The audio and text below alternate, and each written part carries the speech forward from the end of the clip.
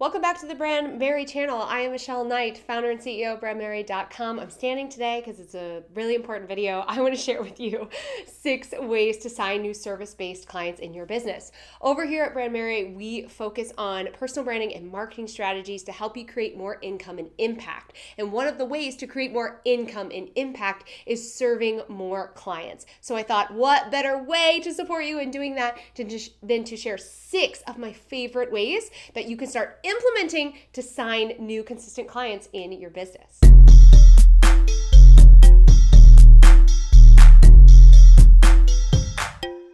Before I dive into the 6 tips, I have 2 little disclaimers that I need to share with you. These tips are not going to work if you don't know who your ideal customer is. In fact, you're going to have a really hard time signing clients if you don't know who you really want to work with. So it's incredibly important that you do the ideal customer work so that you know how you're showing up and what you're saying to those clients. In addition to that, on the what you're saying side of things comes the messaging piece.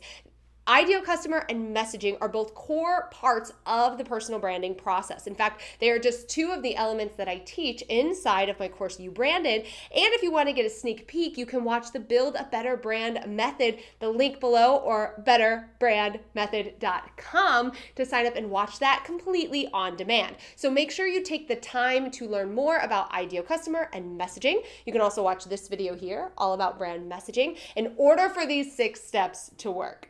All right, my number 1 way to attract new service-based clients is to create high-value educational content. Now, educational content can be a slew of different things, no matter what you sell in your business. But if you're a service-based business owner, chances are you've got a lot of cool information up your sleeve that you can teach your audience. Now, why do I say high value? Because if you can really position yourself as an expert from the start, from that initial piece of content that they consume from you, whether that is on a blog or a video on YouTube or a live stream or a freaking Instagram reel, it doesn't matter. If it's incredibly valuable, then you're going to build that trust right from the beginning. And that is really important. So I often tell my clients that there are a ton of fun, different strategies that you can do. We're going to talk about some of those today. But the number 1 thing that you can do to create consistent income from your service-based business is to create high-value content consistently. Create high-value content, put it out there, show up, invite individuals to join your community, join your email list, sign up for your service, and watch as you build momentum and brand awareness and those clients keep coming in. So again, I'm going to stress here, it's not about just consistent content. It's not just about, posting to post on social media. It's high value quality content. What is your audience searching for? What questions are keeping them up at night? Why are they coming to you to solve their problem? Help them through that process and watch as your gap between new ideal customer and signing that customer gets a lot shorter. Tip number 2 is to host a live event. Now, this is one of my favorite ways to sign new clients, both with a product launch, both with a course and a group program, but also for one-on-one service-based clients. Now, sometimes we think, all right, I've got this one-on-one service and it's always available, right? Someone can sign up at any time. Well, that might actually be hurting you. And I'm not suggesting that you're constantly opening and closing the doors or changing things around, but adding in frequent live events, maybe quarterly, maybe monthly, where you get to, circling back to number 1, share your expertise, give incredible value, and then ultimately pitch your service can be incredibly helpful. So these live events could look like a video series on social media. You could host a challenge inside of a pop-up Facebook group. You could host a webinar or a workshop, some sort of training for your audience. So you have something that everyone signs up for about a topic that is super important to your audience, and then you ultimately get to pitch your products and service as a solution to that problem. So again, if you have a service that's always open and you're always accepting new clients, it can sometimes be, oh, I'll sign up later, I'll do this later. So having these live events can be incredibly helpful in moving your ideal customer through the buying process, getting them really excited, helping them solve a problem, and then offering up your service as the solution. solution. Now, tip number 3 might not work for all of you, but I think it's important to note because I'm hoping that it'll also get the juices flowing in your brain around growing your community. So tip number 3 is all about sharing your free gift with your network. So in the beginning, you might not have a huge network to tap into. I didn't really have anybody in my network that I could ultimately sell my services to. But I have a lot of clients who do. And by realizing that they have this network, we have to get really creative with how do we ultimately tell them about our new venture? How do we tell them about our services without, feeling like we're bombarding them or overwhelming them? And one of the best ways to do that is to create some sort of freebie or lead magnet for your audience. You need this anyways, okay? You need this regardless because it's a great way to build your email list, which is going to help you sign consistent clients. But when you create that, a great thing to do if you have the network available to you is to share it with them. So reaching out to them and saying, hey, I have this new freebie. If you're interested, this is what it does. Or I know that you have a network of people who might be interested in this. Would you mind sharing this? If you have a connection with other people in your industry that maybe have a similar audience, or maybe they have, they've changed gears and now they work with a different audience, reach out to them and say, hey, I know that you used to do this. I know you used to be in career coaching and you're not anymore. Would you mind sharing my new freebie that I have on resume building with your existing audience? So really tying into those connections that you already have and those networks can be incredibly helpful. But this is my favorite way to do it from a really authentic place so it doesn't feel like you're like, oh, I got this new offer. Here's where you click to buy. Tip number 4, and one of my other favorite ways, is to build brand authority. Now, we talked about in tip number 1 on high value content that it's important to build your expertise and showcase your expertise from the beginning, especially because there are going to be people who are looking for your products and services online. They're maybe further along in the buying process and they're just really looking for that moment of like, trust, this is my person. So having that high value content is incredibly helpful. But another thing that's going to help you sign consistent clients is going to be around your brand authority. People want to know that you know what you're talking about. So a few great ways to do this, and 2 of my favorites, are through pitching your personal brand and through the power of search engine optimization.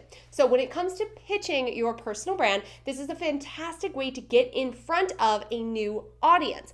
I actually have my degree in public relations, and it is one of the trainings that we teach inside of Brandmerry Academy, my marketing membership, because we understand that it's a fantastic way to get all eyes on your brand. You're also getting invited to come onto a platform with credibility. Now, maybe you're not going to get into Forbes the very first time you pitch, but think about those smaller podcasts that your audience loves, that they listen to regularly, that they have a lot of trust and respect for the host. That host is inviting you in to share your expertise. Your authority level is already up here. And so rather than shooting a paper airplane in the dark of social media and hoping it lands on your ideal customer, you're getting in front of your ideal customer, already elevating your brand authority through the power of pitching your expertise. On the other side of that, we've got SEO. Now, this isn't an or situation, this is an and situation, because pitching and getting featured in publications, on podcasts, on TV will also help you boost your SEO because traffic is driving to your website.